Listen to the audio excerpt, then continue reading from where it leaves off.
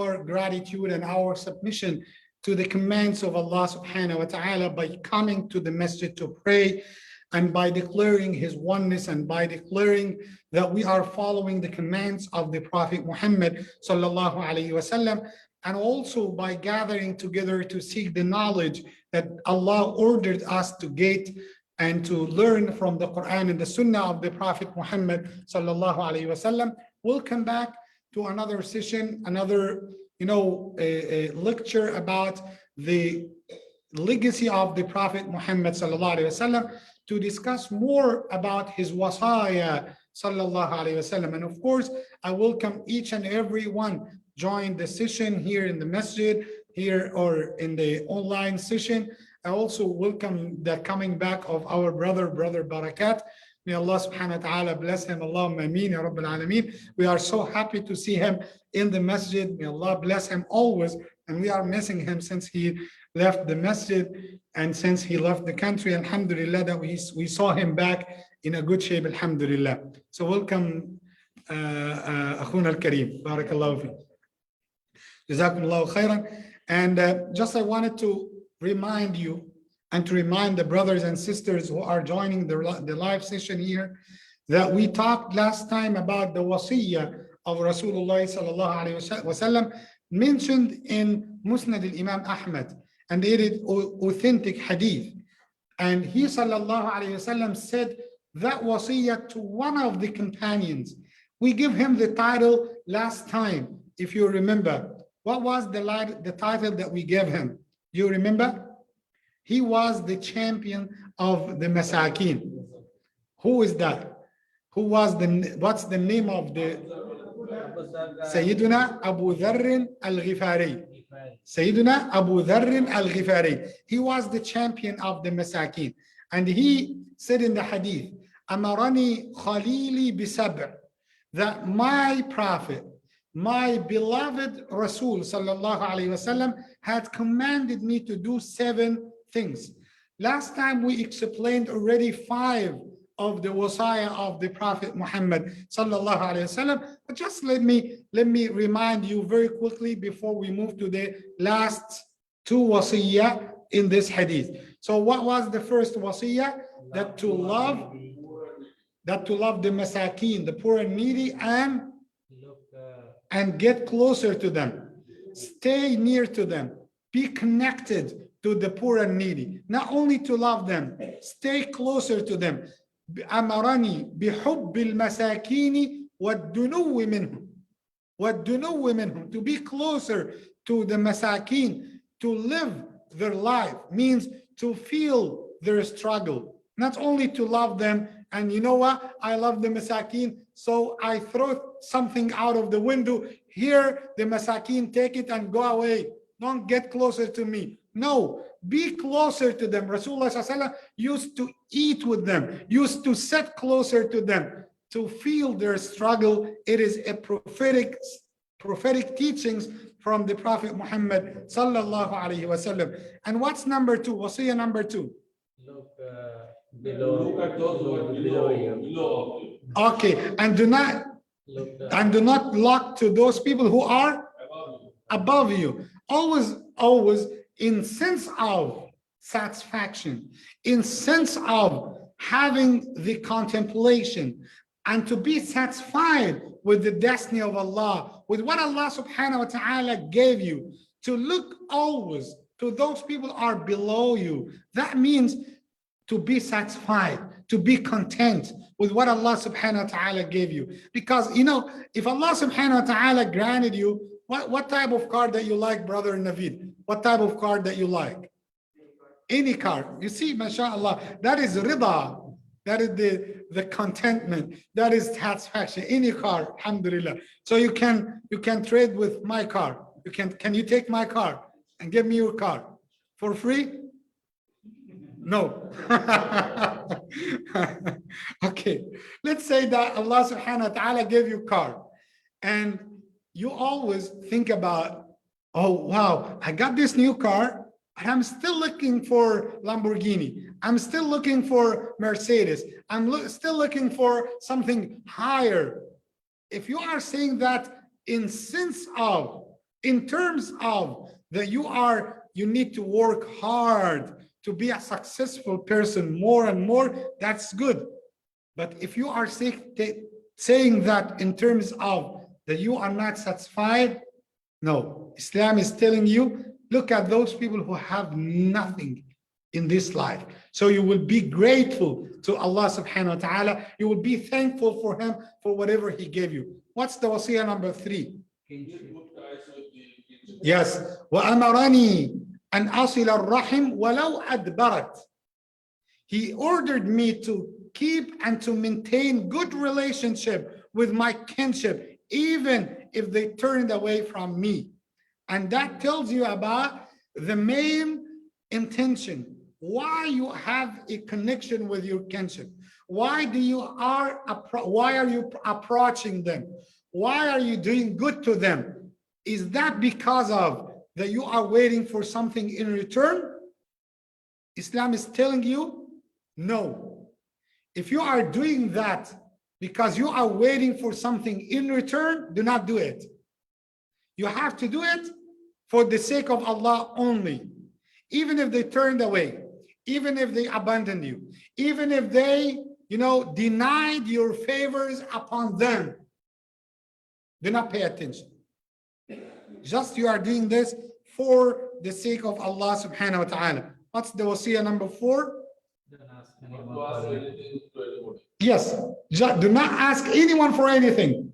That means let your heart be attached only to Allah subhanahu wa ta'ala. Be attached to Allah, and that matches with the same wasiyah to Abdullah ibn Abbas radiallahu anhuma, إِذَا سَأَلْتَ فَاسْأَلِ اللَّهِ. When you ask, just ask Allah subhanahu wa ta'ala. MashaAllah, I can see the competition here between Dr. Rahim, Brother Abdul Basit, and Brother Muhammad. And subhanallah, by accident, all of them, they have their nude box. Okay, that's subhanallah, that's amazingly. Okay, now the question is, what about if they did not have their nudes? Okay, that could be a disaster. Okay, and Allah subhanahu wa ta'ala knows. He is the Rahim subhanahu wa ta'ala, who is. So what's the wasiyah number 5? To tell the truth. وَأَمَرَنِي أَنْ أَقُولَ الْحَقِّ, even if it is bitter, even if it's bitter, even if it tastes bad to people, say the truth. Say the truth. And I told you something. I wish if you could remember. And subhanallah, today was so busy day for me. Almost like before Dhuhr, I started the interfaith dialogue with some of the non-Muslims and students from universities. The session was at 12, then a session was at 2, then another session at 4, and subhanallah, then another discussion here with a non-Muslim on phone, then a non-Muslim physically in the office after 7 o'clock. But subhanallah, sometimes the main concern was today for me is to say the truth, because the interviews were about Islam and the point of view and the Islamic point of view regarding the other religions, and what Islam exactly said, what Islam said exactly about the other beliefs. So in that sense, in that term, you have to say the truth, even if others will not accept that truth. But I told you before last week, I told you before that it's not the issue of having the truth, but is how to convey the truth. That's the case. The issue is not not having the truth or not. No, the issue is how you convey the truth that you have. Because sometimes while you are conveying the truth, you will let people hate you and the truth that you have. Let me give you an example. For how long the Prophet ﷺ practiced his da'wah? 23 years. That is the time frame for da'wah. For how many years of them the idols were around the Kaaba. 21 years. 21 years. And Rasulullah sallallahu alaihi wasallam gave the order for the idols to be removed only at the day of the Fath Mecca, the conquest of Mecca, at the 8th year of Hijrah. That means the idols were around the Kaaba. 360 idols were around the Kaaba for 21 years. And Rasulullah was praying in the Kaaba, and the idols were in front of his eyes. Could you imagine this? So what's the truth? What's the truth says? The truth says that the idols needs to be removed. So why he did not remove it immediately once he got the message? He was in a position, and the wisdom at that time wasn't not to remove it, because he wanted sallallahu alaihi wasallam to remove it first from their hearts. Then it would be easy to remove it physically from the Kaaba or around the Kaaba. That is the main concern. So the issue is not having the truth only, because sometimes you miss up when you try to convey the truth. I have a sister today, and she was a Muslim, or she is a Muslim. She was telling me, sometimes people are getting away from me because the way that I'm delivering the truth. I'm so aggressive about halal and haram till the point that people started to hate me. That is the case. So I need you to be aware of when and how you are saying the truth. Rasulullah sallallahu alaihi wasallam was asking a lady about her husband. And the reality is, the truth is that the husband neglected his wife a little bit. He didn't give her her rights. And her rights is a metaphorical word for the rights of what the women or what the desire, like the sexual right. Okay? So he asked her, sallallahu alaihi wasallam, how about your husband? How he's doing with you? She wanted to complain that the man is not giving her her rights, but she put that in a very eloquent, professional phrase. She said that he is fasting in the daytime and he is doing qiyam at night. So what does it mean? He has no time for her. Always busy.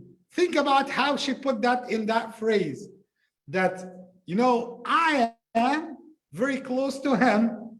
I wanted him, but he is not paying attention to me. She had the truth, but look at the way that she delivered the truth. So it's very important. And what is the wasiyah number 6? Of course, it's not in the notes. No. It's in my notes. Okay, so I will give the answer now. Huh? Is that number 6? No. Okay, wasiyah number 6.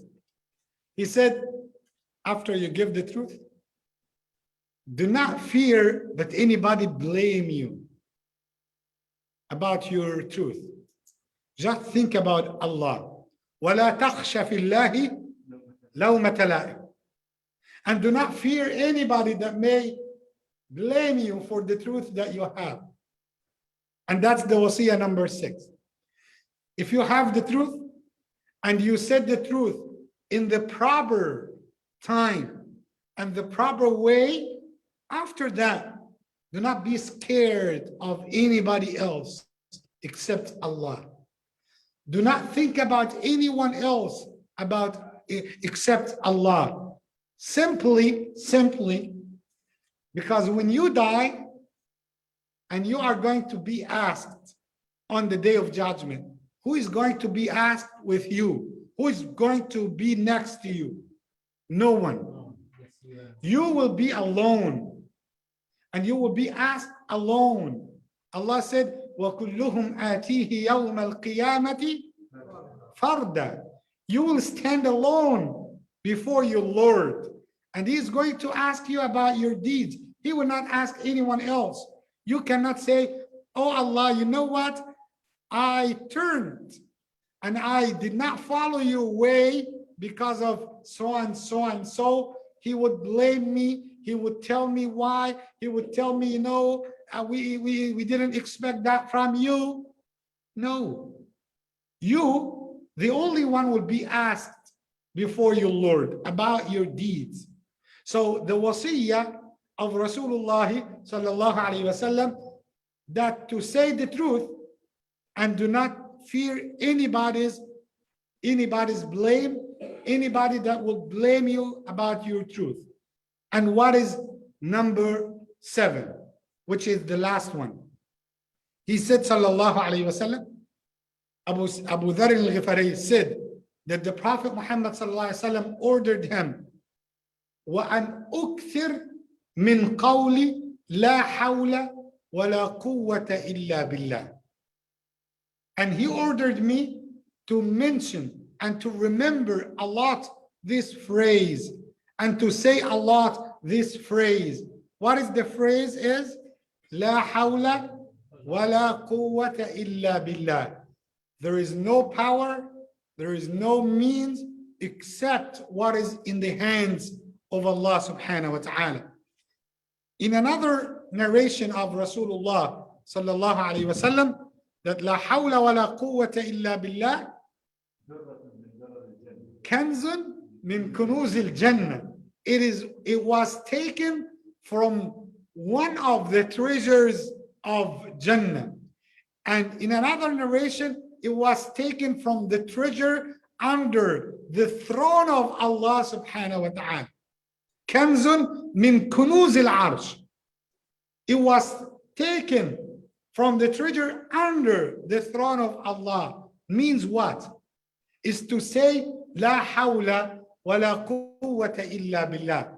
If you are in depression, if you are suffering anxiety, if you have kind of that you are thinking about yourself, if you have arrogance, if you have something that tells you, you know what, I am the one who can control my life, I am the one who can do this, I am the one who made my life happy. No, remember that word, لا حول ولا قوة إلا بالله. There is no power, there is no means except what is in the destiny of Allah subhanahu wa ta'ala. And let me tell you the example. I know it is kind of late right now. I wanted to finish the lecture, but let me remind you of the tyrant ruler like Fir'aun. Fir'aun, what is the kingdom that Fir'aun ruled? He had the kingdom of Egypt and what is around Egypt. Not Egypt right now, geographically, but even more than the space that we have right now. It's very, very long and very, wide space that he was ruling. But what he said, Allah mentioned this in the Quran. He said, أَلَيْسَ لِي مُلْكُ مِصْرَ وَهَذِهِ الْأَنْهَارُ تَجْرِي مِنْ تَحْتِي. Aren't you see that I have I am having the control of the kingdom of Egypt, and I have all this river running underneath, and I'm controlling all of them. So he mentioned what? The rivers and the water and where he died in the water, Red Sea. He died drowning, and he couldn't control the water. So Allah is giving you the example that Fir'aun, the one who said, I am your Lord, he said that. أَنَا رَبُّكُمُ الْأَعْلَى. He said that. And how Allah subhanahu wa ta'ala let him die? Drowning. Being drowning in the Red Sea. That tells you that no one has the power by any means except Allah subhanahu wa ta'ala. And no one has the control of anything. Another example, very quickly, how they wanted to kill Sayyiduna Ibrahim by throwing him inside the fire. How Allah protected them by not letting them throwing him in the fire? No. Allah told them, okay, throw him in the fire, but the fire will not harm him. Who is the one who has the control? Allah. Another prophet was swallowed by the whale, Sayyiduna Yunus, and it did not harm him. That is Allah. Another knife did not cut the throat of Ismail, and Allah saved him by the qurbani that we are doing in the time of Eid. So the one, yes, Allahu Akbar. The same river saved Moses from Fir'aun. And Rasulullah sallallahu alayhi wasallam was almost under their side, under their feet, in the cave, but they couldn't see him. And he sallallahu alayhi wasallam opened the gate of his house, and he went through 40 men armed, and they wanted to kill him, but they couldn't see him. Allah protected him.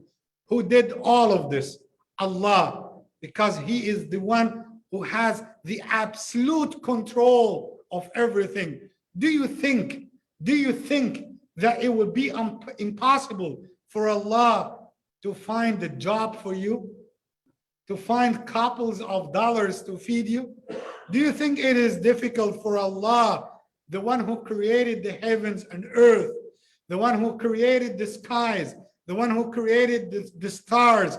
Do you think that it would be difficult for Allah, the one who fed his creation, including the human beings, to run your affairs and put it in the best shape? Do you think that it would be difficult for Allah to solve your problems? La wallahi. Absolutely not. To trust him. To surrender, yes. And to submit to Allah subhanahu wa ta'ala. This is what you need. That's why you say this phrase, La hawla wa la quwwata illa. Please, if you have a brother, if you have a family member who is thinking that he could do this only by himself, please give him the wasiyyah. Remind him of La hawla wa la quwwata illa billah.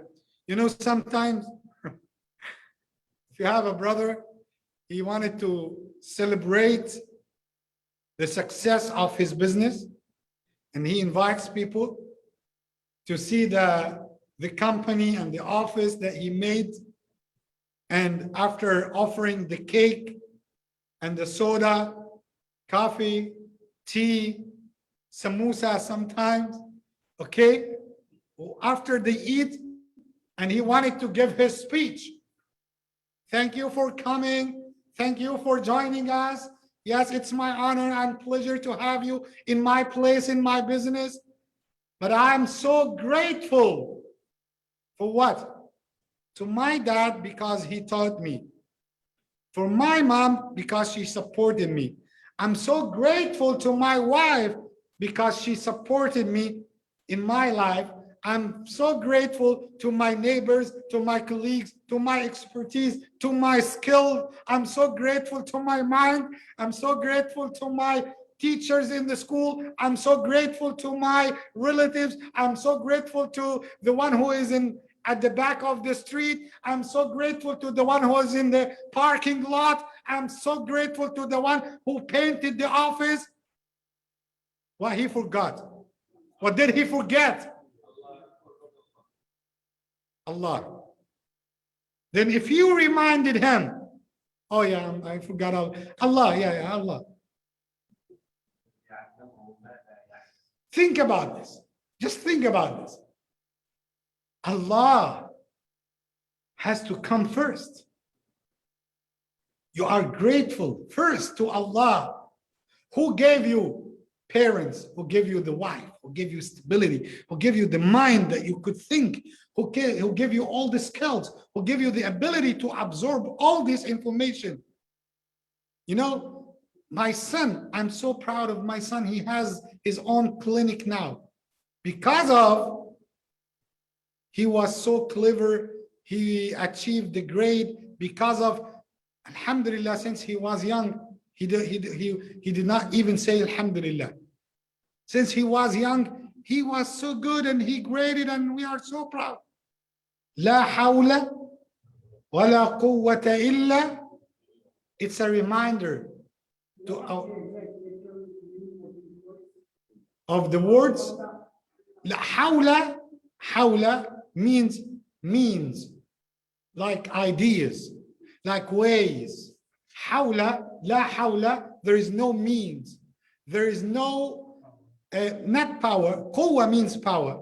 But hawla means there is no abilities. There is no ways other than the ways of Allah. There is no capacity. There is nothing can be done. And there is no power. La quwwata illa billah. Illa means except with Allah, except what is in the hands of Allah subhanahu wa ta'ala. So that's the literal meaning of the word. So it means that we have nothing. We could do nothing except by the permission of Allah subhanahu wa ta'ala. That was the 7th wasiyah for Rasulullah. Yes, brother. Actually, it's an advantageous for you against Allah subhanahu wa ta'ala, because you put the pressure on him. La hawla wa la quwwata innama hiya lak. Yes, oh Allah, you are the one who will take care of my affairs.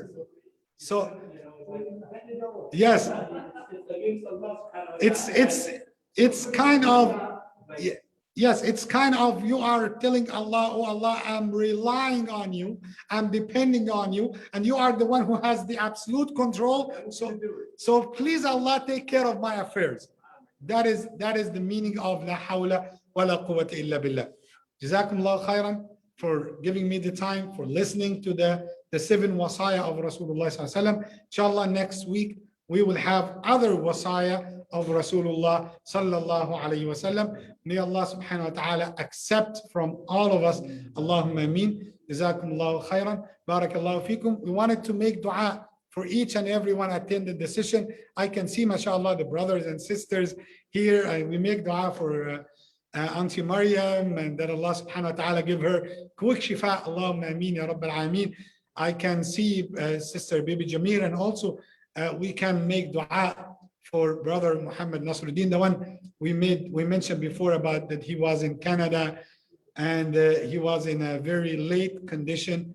I got the news that he passed away today. Inna lillah wa inna ilayhi raji'un. Brother Muhammad Nasir. So we wanted to make dua for him, that Allah subhanahu wa ta'ala shower him with his mercy. And of course, we got the news before from the family that he was in a very late condition and the doctors sent him home. That means they realized that there is no chance or nothing. And whatever Allah subhanahu wa ta'ala decides, that is the best for him. We wanted to make dua also for the family members, that Allah subhanahu wa ta'ala give them patience and accepting the destiny of Allah subhanahu wa ta'ala. We also wanted to make dua for each and every one. I can see, mashallah, brothers and sisters, Sister Ruby Alam, Deen Ibrahim, Ahmed Ali, Shaliza, Deen, Sister Brenda's brother Zaf Zabar, Brother Sharik Iqbal, Bibi Krishnan, Fifi, Imtiaz Khan, Bibi Alisha, Bibi Aisha, and Dr. Siddiqui, Khadija Adnan, and also Auntie Maria, Brother Muhammad Nasruddin and his wife, Sister Azima, Haj Wajdi, Bibi Jamir. May Allah subhanahu wa ta'ala bless everyone. Allahumma ameen. Ya Rabbil Alameen. Please, let's make dua for our brother Muhammad Nasir and for each and every one of us. Allahumma ameen. Ya Rabbil Alameen. اللهم لك الحمد كله ولك الشكر كله.